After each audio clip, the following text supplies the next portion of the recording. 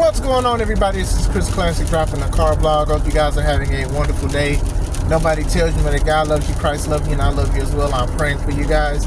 Make sure you subscribe to the Take It Home podcast, where I talk about professional wrestling topics and I put up my matches as Classic Alpha, professional wrestler of 13 years. Make sure you also subscribe to C3 Ultimate Wrestling. That is me and my wife's professional wrestling company that we will be getting back August 30th at the 11th hour. Dyer, Indiana, Harold's private venue. Get your tickets on Eventbrite. There are $5 left now, but there'll be $5 more at the door. Bars. I think we need to talk about Goldberg and WWE. You know, I've talked about it from time to time. I made videos about it, but I do think that it's time to speak about him again. Before Monday happened, where he showed up and challenged Gunther for his title for next month at the Saturday Night's Main Event, the big rumor was that Gunther was going to face Goldberg. Even last year when they acted like they was about to fight or whatever like that. We knew that this was going to happen, but it was only a matter of when. Now people are saying, oh, well, they messed up Jey Uso's title reign because they wanted Gunther versus Goldberg. I'm going to be honest with you guys. I love Jey Uso. I love the Yeet. I love this stuff. I love that he was a champion. I love that he was Intercontinental champion. I love that he was a Royal Rumble winner. Now, I do think some of the things that have happened leading up to his championship run gave you guys an inclination on how long they wanted to keep him as a champion. Be honest. Let's be honest here. Jey Uso won the Royal Rumble, right? So basically you're supposed to headline main event WrestleMania with a Royal Rumble win. That didn't happen to him. What makes him more worse? WrestleMania is 2 nights now. WrestleMania is 2 nights. They could have had him main event night 1. But whatever Punk got in his contract that he wanted to do, he wanted to do it. And they felt that that was more important than Jey Uso's title reign. And Jey Uso opened WrestleMania the whole weekend. He opened it. The Royal Rumble winner opened it for the title. And even Gunther, who's been putting all that work in as the heavyweight champion, opened the show. That should have been an inclination. I think a lot of the things that they have done involving Jey is they're listening to the fans and they're saying, here, this should hold you guys over for a little bit.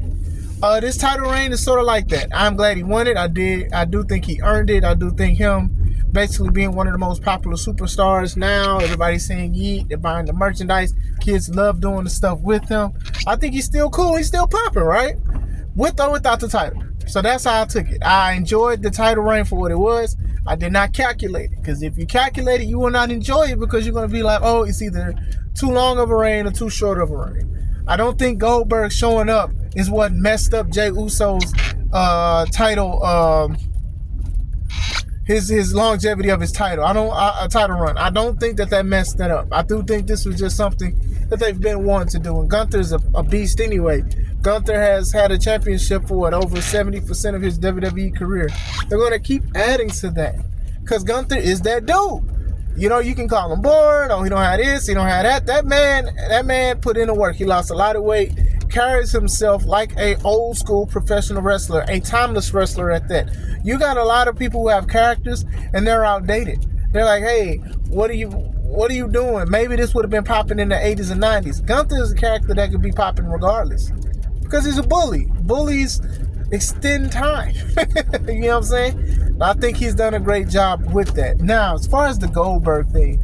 Now, according to IWC, aka people who post on Facebook, Twitter, Black Planet, Facebook, Tag, AIM, they are the whole consensus of wrestling fans for some reason. And obviously that's not true.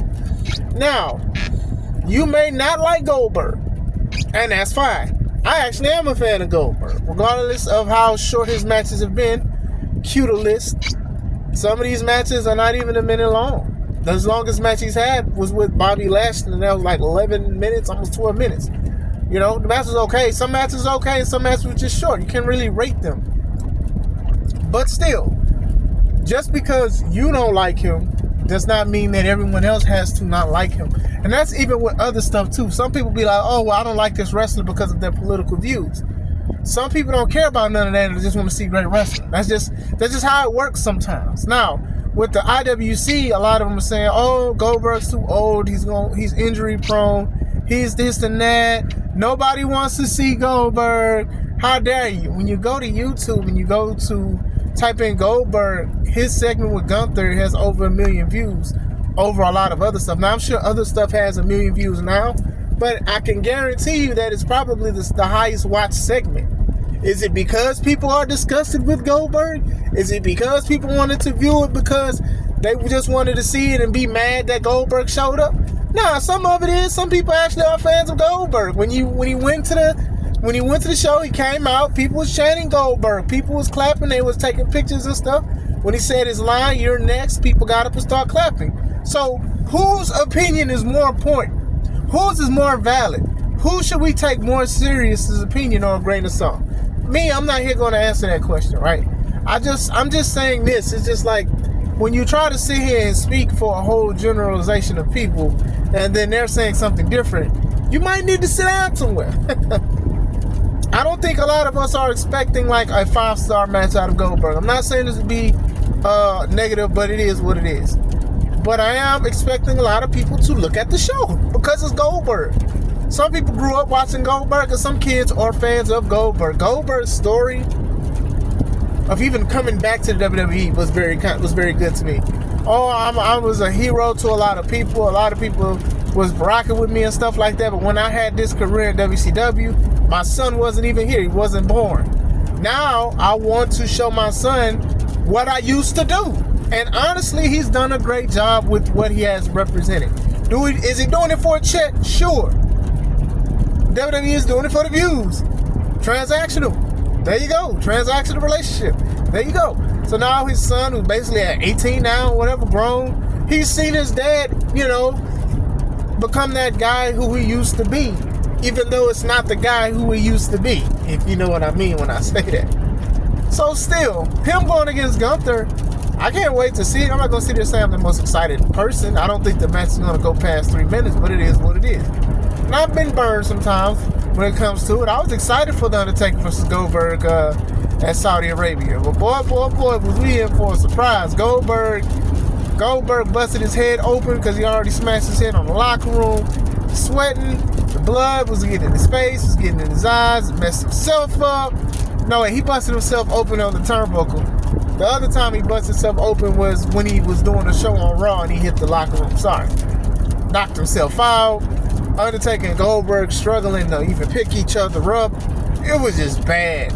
Goldberg tried to... the jackhammer. Undertaker landed on his head. I think the tombstone Goldberg almost landed on his head. It was just bad. Not going to sit here and say these matches are great, but he has star power and appeal. I know a lot of people who are independent wrestlers are probably saying, "Oh, I'm disgusted that they're booking him again, and how dare he's going to bury talent." But I bet you those people that's posting that would love a match against Goldberg for the views and for the fact that they still might like him. They just don't like what his wrestling provides. Because let's be honest, it's just a powerhouse. Spirit jackhammers, that's what you're going to get. You're going to get a lot of that stuff. And with Gunther does a lot of chop splashes and other things too. Curious to see how it's going to go. But I think this dude is a Hall of Famer for a reason. A lot of people still chant to see him. They chant his name. This is his last show. The last ride. He got shirts that they're selling. This is his last show. So a lot of people probably will show up and show out because it is Goldberg, and Goldberg has put his self on the map. He has done great things as a professional wrestler. You may not like how he wrestles, obviously, or whatever like that, but still, this dude got so popular in WCW around the time NWO was out. A lot of people can't say that they was like as popping or more popping than NWO at the time, especially on its own platform on WCW. There's not a lot of people that can say that. And Goldberg did it. People was chatting, people wanted to see him pick up people. He was picking up giants with ease. He was doing a whole bunch of stuff. That aura still translates here today to some people. And maybe it's me too, Like I said, I'm not expecting a 10-minute 5-star match. I'm not expecting just to be like, oh my gosh, we slept on Goldberg with this. It is what it is. But at the same time, this man still has some kind of it factor at 50 something years old or 60 something. I don't know how old I think he is 58. He has an it factor to a lot of situations. And some people want to look at it. Some kids still remember Goldberg and want to see him. So I'll just say that. If this is his final thing to bow out, obviously I don't think he's winning. He's won enough. He has won enough. He's won enough championships. He's done. Shout out to him. Like I said, my finishing move, the Alpha Driver, is sort of a mix of the jackhammer. Like, I molded my finisher after what he did, but I just made it my own thing and mixed it with the Samurai Driver and called it the Alpha Driver. But still, I used to create Goldberg when I had like SmackDown and SmackDown 2.